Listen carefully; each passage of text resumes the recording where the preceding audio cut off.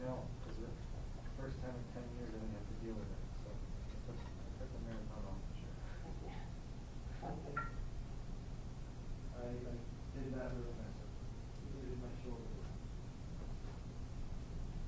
That's a long day. I'm in a stage like that. Once you realize you have a good time. Well, for that, I mean, no. it's double plus 12. Doing this. I mean, it just depends. I always tell them that the work dictates it. I mean, they try to curtail it. No loud shots. Network. Oh, okay.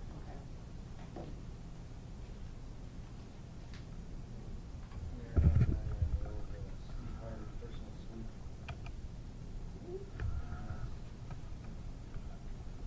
Is that on the second floor?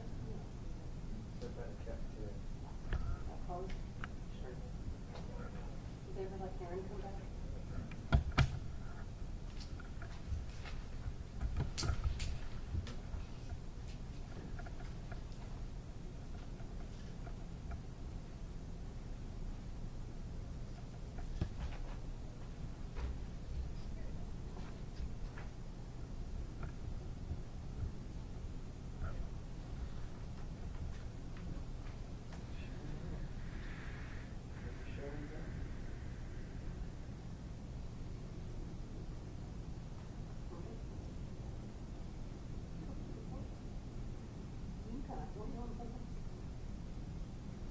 I went to the Golden Show when I was a kid. Right. Oh, you know, when the grandparents. No, I didn't get on. My neighbors, the dad got on. It was like they brought up four husbands, and they like tied them up, each had to make a bed. And then he got on.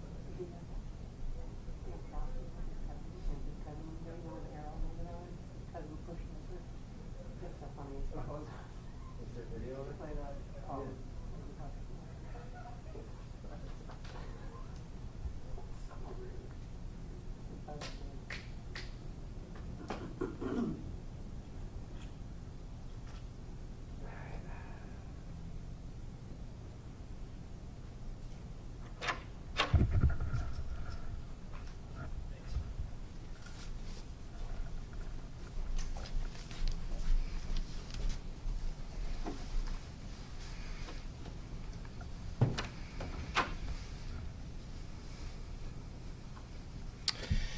Well, good afternoon, everyone. I want to start by making sure that everyone is aware of the disappointing decision that came down from the nation's highest court yesterday, allowing the Trump administration to end the 2020 census 2 weeks early. In the words of dissenting Justice Sonia Sotomayor, the harms caused by rushing this year's census count are irreparable. In normal times, the census is a monumental undertaking, and the pandemic has brought countless new challenges. The consequences of this decision will reverberate for at least the next 10 years. So to every Illinoisan who is watching and listening, here's what you can do. The new census count ends tomorrow. The time to fill it out, if you haven't already, is right now. The time to encourage your friends and neighbors to get counted is right now. Pick up your phone and go to my2020census.gov or call 1-844-330-2020. It takes less than 10 minutes. Make your voice heard by getting counted. And now for today's COVID-19 update briefing. I'll kick us off with a little good news. Illinois is now averaging more than 60,000 tests a day for the last 7 days, meaning we test more than 3 times as much as the average state in the United States. And the vast majority of test results are being returned within an actionable period of time. Unfortunately, all 11 regions have seen an increase in positivity compared to where we were at last week's update. Statewide, our positivity rate has grown by more than 1 full percentage point in the last week alone. And in most regions, COVID-like hospital admissions have increased in the same period of time. To date, Illinois has had relative success in keeping this virus at bay, and we're still doing better than many of our neighbors, but we can't let up. And these numbers are indicating a concerning direction. That's particularly true in Region 5, Southern Illinois, which surpassed 8% positivity on average, up from 5.8% just 2 weeks ago. Today, the rolling average there is down to 7.7%, but it gets back up above 8 and stays there. If it does, Region 5 will face stricter mitigations across the board. I want to reiterate the message that IDPH and I have repeatedly given to local health departments and to local officials. Pay close attention to your community's metrics and have the courage to take action when the local data indicates a problem. I have one simple thing to say to everyone in areas with rising positivity: mask up. It will make a tremendous difference in keeping infections down. Currently, we have one region sitting above IDPH's 8% threshold for resurgence mitigations, meaning the state has stepped in to reduce community spread. That's Region 1, home to Rockford, Dixon, and Galena, and it entered tightened mitigations on Saturday, October 3rd, and has continued to see positivity rates climb at a consistent pace, now up to a rolling average of 10.1%. Hospital admissions in the area have stabilized after 2 weeks straight of growth. To the residents of Region 1, we're rooting for you. Each of you have a direct role in making a change to bring your numbers down. Region 4 and Region 7 have demonstrated that it is possible to bring down that positivity rate with the tools that we know work, and they're within your power. Wear a mask, keep some physical distance, and encourage those who flout public health guidance to act with consideration for the entire community. With that in mind, I want to take a moment today to discuss the imminent holiday season. Preparations for Halloween and Dia de los Muertos have already begun. Diwali starts 1 month from now, and before you know it, it'll be Thanksgiving, Hanukkah, Christmas, Kwanzaa, and New Year's. It's a flurry of some of the biggest traditional family gatherings in a multitude of cultures, by and large representing one of the busiest travel times of the year. Family gatherings, celebratory vacations, travel, all phrases that have taken on a new meaning and a new sense of concern in a way we never expected a year ago. But just as was true for Easter and Eid and the 4th of July, this virus doesn't make exceptions for traditions. Yesterday, the CDC director reiterated a concern that epidemiologists have been expressing for weeks now. Small family gatherings are one of the most prevalent ways that the virus is being transmitted. He expressed his concern, the director did, so that families will take special precautions as they make Thanksgiving plans. There is no free pass in this season of giving when it comes to COVID-19. When confronted with decisions about the upcoming holiday season, many people who have erred on the side of caution up to now might face new temptation to let their guard down. Well, let me be blunt. This virus isn't taking a holiday. It only wants to find new hosts. And if you think it's okay to let your guard down because some people seem fine after they got COVID-19, I'll remind you that many young people in their 20s and 30s and 40s are experiencing long hauler symptoms of this virus: pulmonary issues, months-long breathing and coughing issues, exhaustion. Even for healthy young people, that's not a walk in the park, so don't treat it like one. The safest thing you can do simply is to take precautions. Dr. Ezike and I want to be with our families and friends during this holiday season too. We're all human beings, and we all want to see and spend time with our loved ones whom we've spent the better part of a year worrying about. So today, IDPH is releasing guidance and recommendations from medical experts on how to have Thanksgiving and other holidays safely. The recommendations cover subjects like travel considerations, overnight guests, holiday shopping, and celebratory meals. I've asked Dr. Ezike to outline some of that guidance for you today. So, ladies and gentlemen, Dr. Ezike. Thank you, Governor.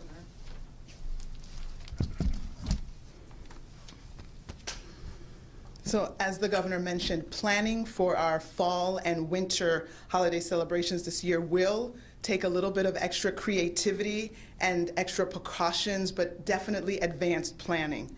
The safest way to celebrate with the members of your household is to connect with people outside of your household virtually.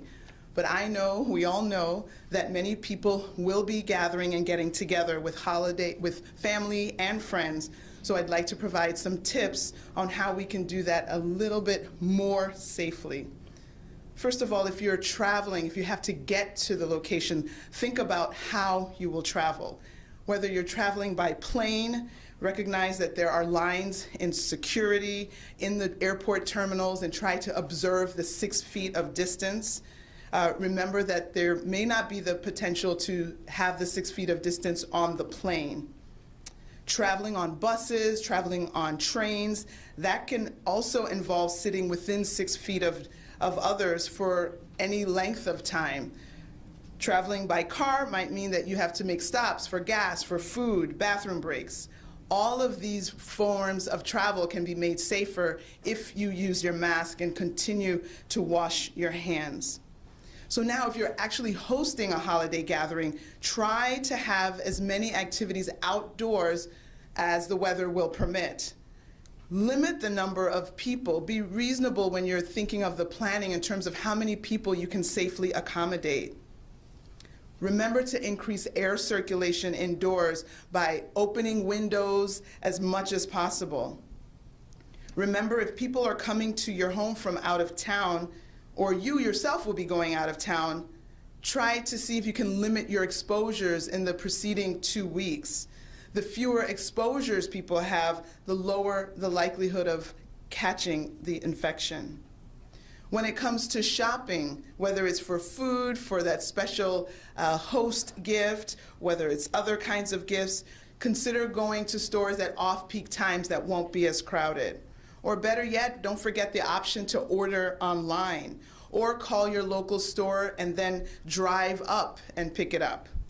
Browse websites for local stores to shop for gifts.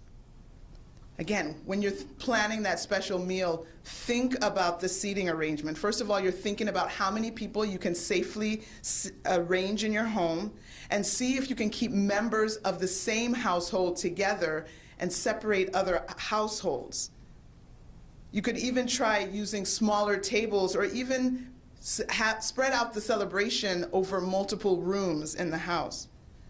When serving food, think about how that will be done, whether it'll be buffet style. You might want to remind everyone, if it's going to be buffet style, that the utensils that are now being shared, that everyone wash their hands before eating. Otherwise, think of having the food already plated and given to your guests. Try to limit the number of people that might go into a smaller area, like into the kitchen. We all want to be around our family and friends during the holidays, but if you are sick, please understand that you need to stay home. Don't assume that your symptoms are not serious. Don't assume that they aren't COVID. Don't assume that you're not contagious. Take the better decision, and if you are sick, please stay home. We don't want to have our holidays marred by tragedy on the back end. We want to stop this spread of COVID. Since yesterday, 2,862 new cases were identified and 49 additional lives lost. In Illinois, a total of 327,605 cases have been reported to IDPH, and now 9,074 deaths as our total. 1,974 people were reported in the hospital overnight with COVID-19. Of those, 390 were in the ICU and 153 were on ventilators. In the last 24 hours, 52,669 lab tests were reported for a total of 6,463,923 total tests. Starting tomorrow, IDPH will begin reporting on our website both molecular and antigen tests, both of which are diagnostic tests to diagnose COVID-19. Neither of these are the antibody tests, which represent previous infection. Antibody tests are not going to be included in the count and have not been included in any previous counts. Until now, the numbers you see every day, like today's reporting of 52,669, has only reflected the molecular tests. Antigen tests thus far have comprised less than 1% of all tests performed to date. But with more rapid antigen tests being deployed to the states from the federal government and other sources, and an updated national case definition that says a person that tests positive with an antigen test counts as a probable case, we will see the number of antigen tests increase. Also, another adjustment, we are going to be redoing how we calculate data for Region 6, East Central Illinois, to more accurately represent the spread across the region. Champaign County and its data will continue to be included in Region 6. What will be removed is the University of Illinois Urbana-Champaign saliva testing. That will be broken out separately. This will allow us to better identify testing needs and trends in that region. And finally, as always, wash up, back up, i.e. maintain your distance, mask up, and sleeve up as a reminder to get your flu shot. Thank you. And now the comments in Spanish. Planeando para los días festivos este año, requerirá un poco de creatividad y algunas precauciones adicionales. La forma más segura de celebrar es con miembros de su casa y conectarse virtualmente con otros. Pero sabemos que para muchos las fiestas se tratan de familiares y amigos. Por eso queremos compartir algunos consejos sobre cómo celebrar de manera más segura. Si planeas viajar largas distancias, piensa en cómo viajarás con seguridad. Si vas en avión, reconozca que habrá filas de seguridad y en las terminales de aeropuerto hay posibilidad de no poder distanciar en el vuelo si está lleno. Viajar en autobuses y trenes puede implicar estar sentado a 6 pies de distancia de otras personas durante cualquier periodo de tiempo. Y viajar en automóvil podría significar paradas en el camino para tomar gasolina, comer o ir al baño.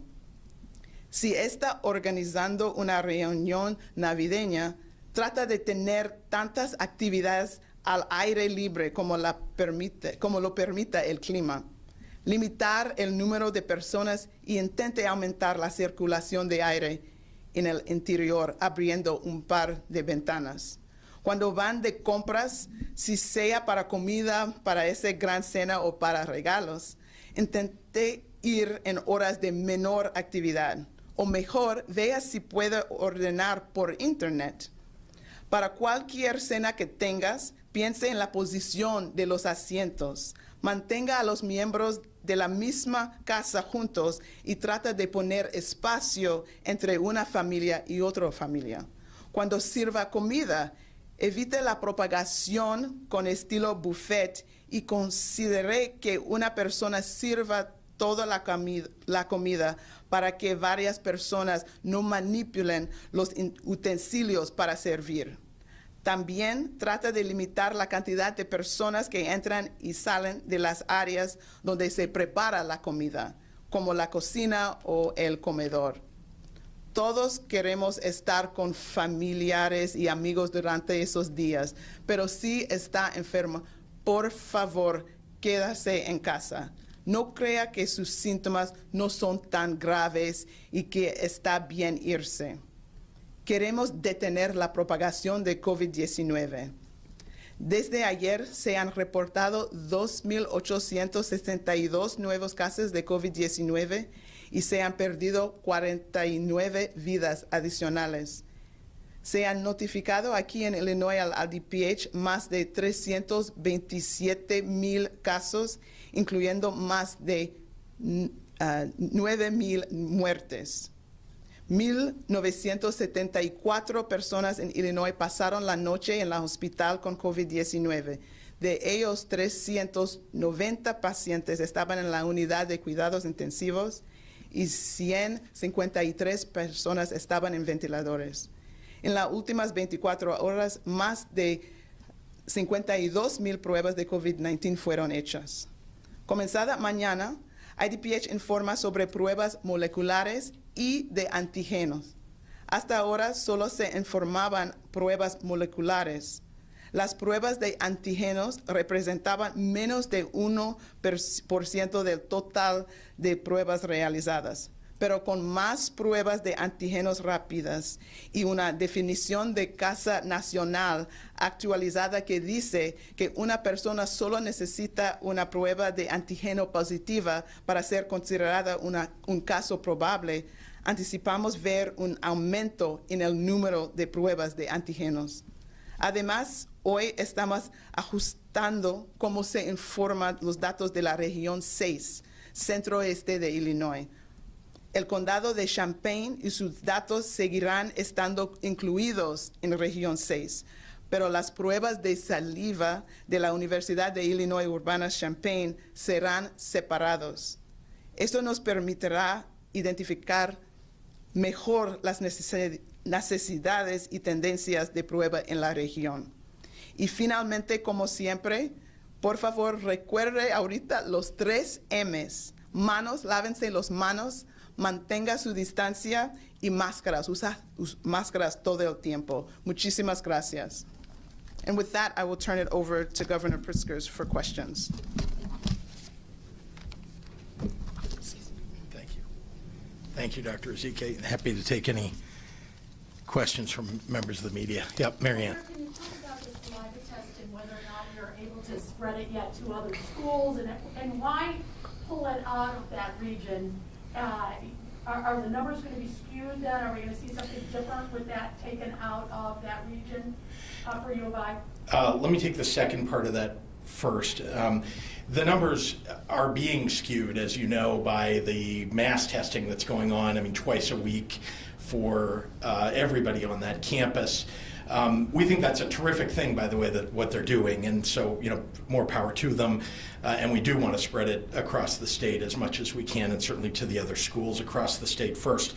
But the IDPH determined that it would be better to measure the region by taking those and putting them aside as we're measuring whether mitigations will be necessary in the totality of that region, putting apart just the campus of UIUC. And so that's their call, but I think it's probably a good one, and it allows us to better measure, allows the doctors to better measure how things are really going in that entire region. In terms of spreading the saliva test across other campuses, the University of Illinois continues to work on getting the CLIA-certified labs up and running in other locations, right? Sort of bridging, so to speak, to make sure that the other campuses have the ability to run those tests, because you need to run them in proximity with where you're actually gathering the saliva specimens. And so that's why it's not just something you can go gather somewhere and drive them around the state to get them tested. We actually want them to happen on the campuses or near the campuses around the state where we can get those saliva tests run. Is it FDA approved, the saliva tests?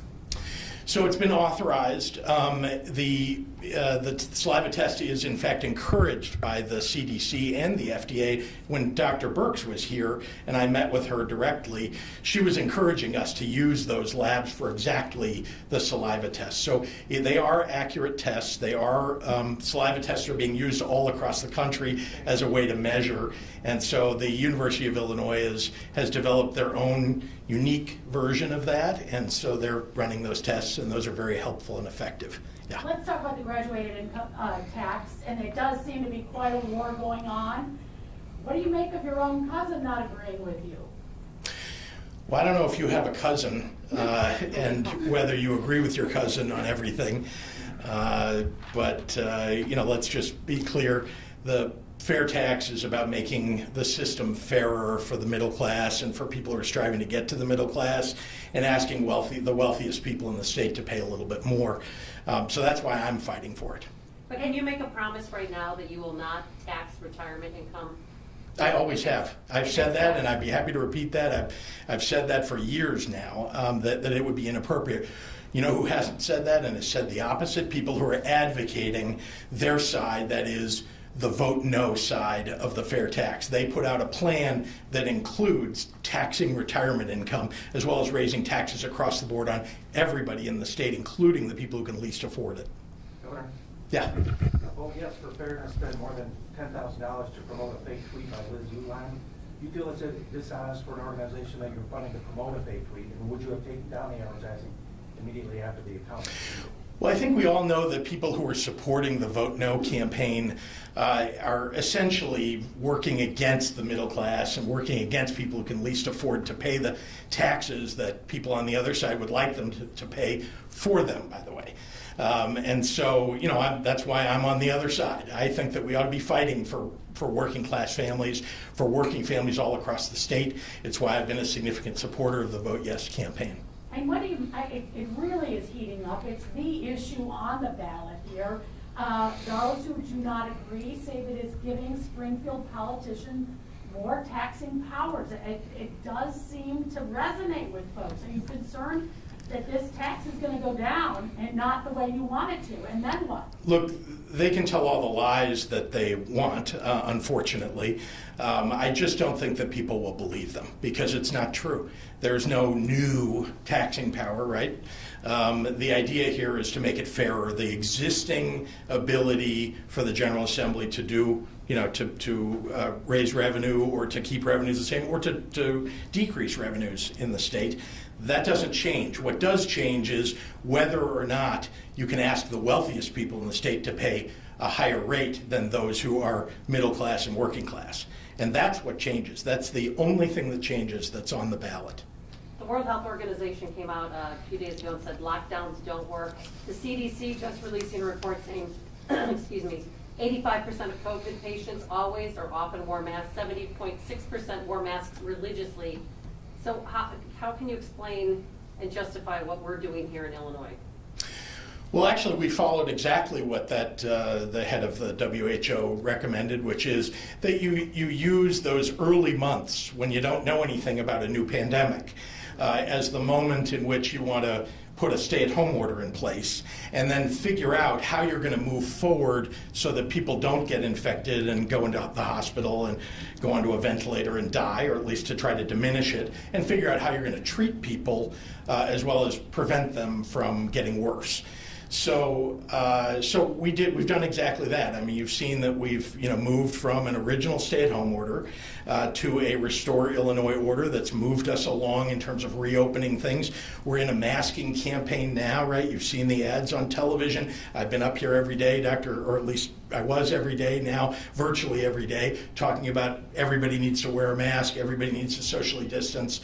We're doing everything that we can to try to prevent more people from getting COVID, and I think the WHO, in fact, there was a fact check on that that determined that precisely what I'm saying is precisely what this the WHO director said.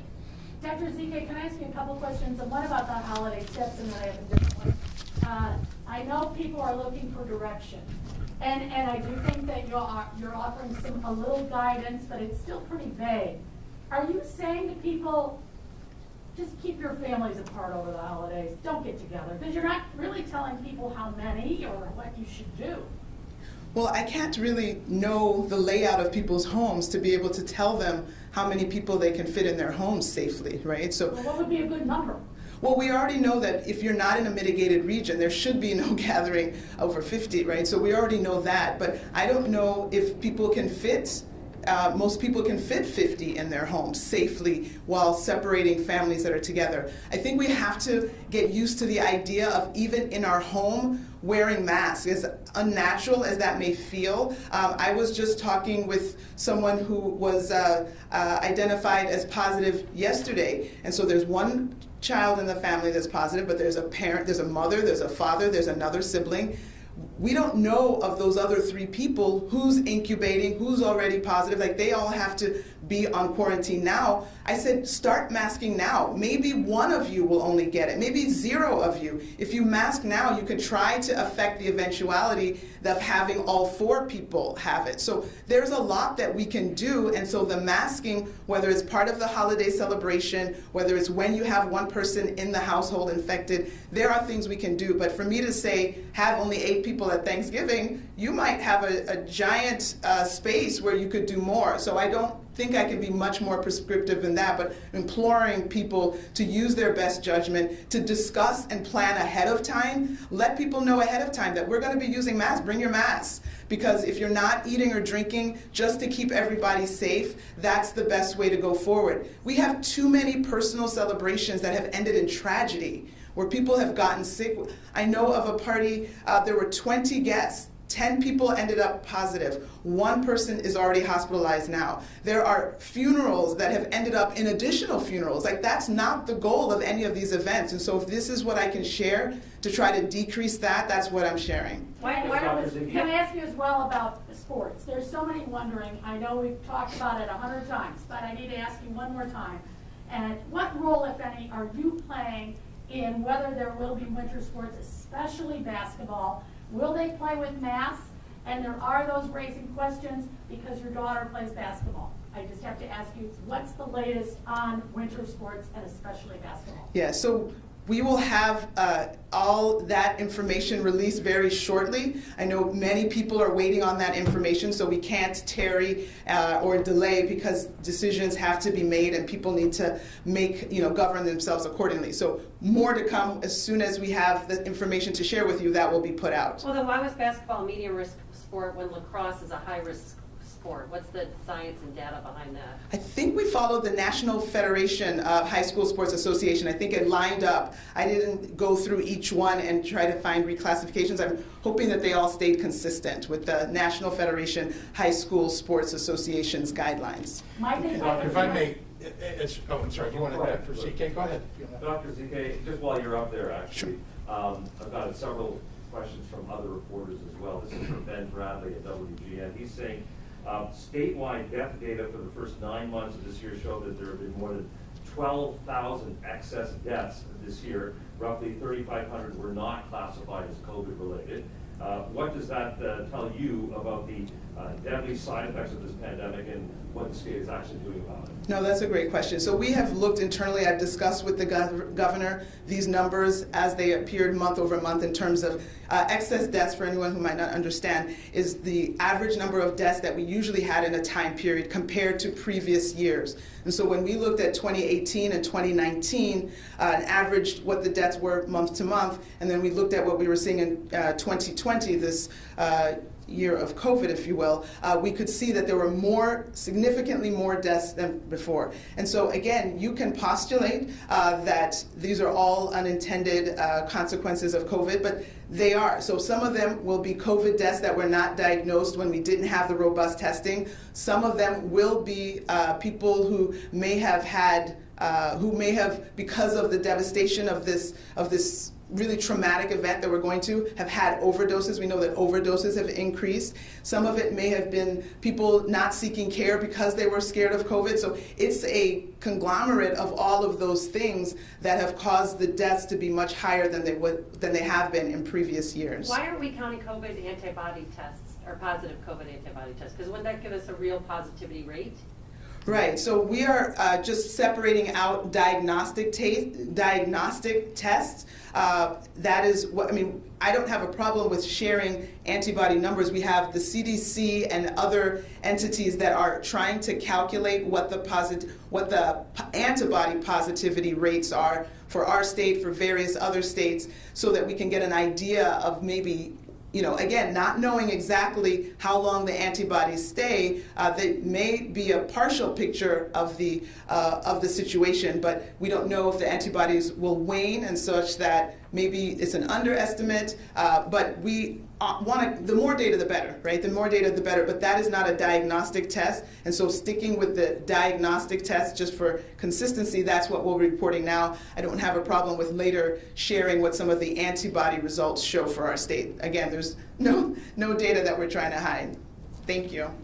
Dr. Zeke, and I'm not sure if this is part of what you were just asked, but the USA Today article that talks about there were more outbreaks than really what we had been reported, why not report what happened at Great Lakes and other prisons, and just why are we now hearing about this? This is a USA Today story. Why not report the specific locations of more outbreaks? So we obviously keep track of outbreak data. We have an ORS outbreak reporting system where that information is listed. So we are looking at outbreaks. We are, you know, assembling all of that data to see where our outbreaks have been. Over the long haul, we know that correctional facilities and other congregate care settings like long-term care settings have been hard hit, but I will highlight that for our long-term care settings, our nursing homes, while the deaths have increased over the last 4 weeks, which is not a good sign at all, we have seen the number of deaths in nursing homes decrease. So we are taking care of our seniors and trying to keep them as safe as possible. But again, the rest of the population continues to be at risk, and we need to keep masking so that we can keep our cases down, which eventually will bring down our hospitalizations and our deaths. If you look at the Cook County Medical Examiner's, report, there's 2 people who committed suicide. They put them down as a COVID death. There's a person who got in a scooter accident. They were labeled as a COVID death. That's why some people are having a hard time grasping these numbers, because it just doesn't seem to be accurate. Yes, and so I have looked at that, and I share that concern. And so when we have looked at all the deaths that have occurred, unfortunately there were over 9,074.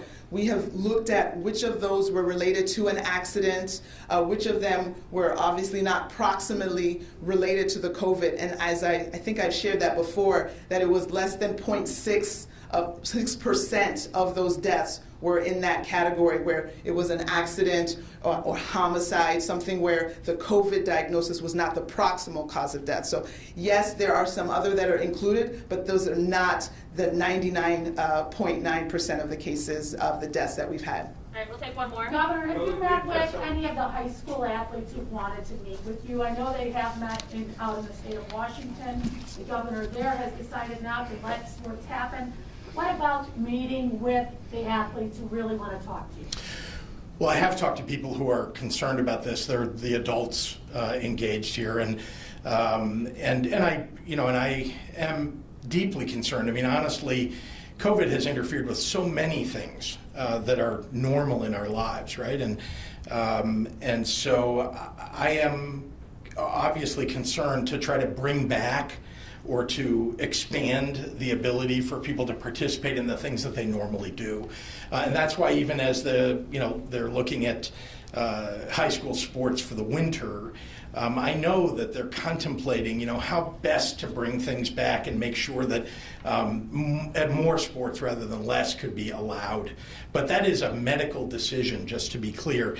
It should not be a political decision. It should be a decision that's made by people who understand better than any politician how this virus spreads and how it can spread among young people. Indeed, I was on a call last night yesterday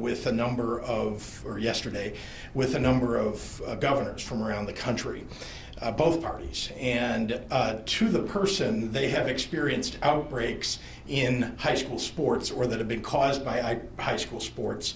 And that's something that they're all looking at how to deal with when they've already allowed it. And it's a concern, obviously, for all of us to make sure that not only the kids, but all of their families and the teachers are kept safe. So why can't be parental Can I just ask decision, what Governor? militias, sir, before you go? I'm sorry. Several people have been asking, speaking about the governors.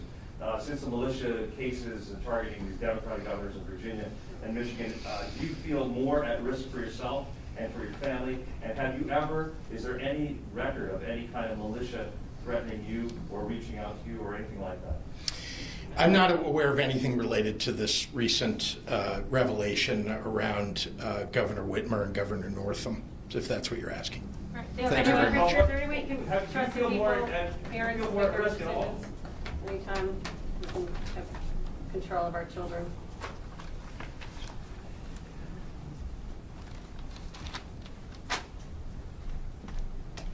Marianne, thanks for asking a basketball question. My kids would never have spoken to me ever again if I asked a question. She sidestepped it pretty. I mean, they would never, my kids are like, because they're watching too, like, if you ask that, I will not talk to you, Mom. Robert, he did not answer that. No, he did not. No. He said, Well, he's not, I think that's unfortunate. but he's not part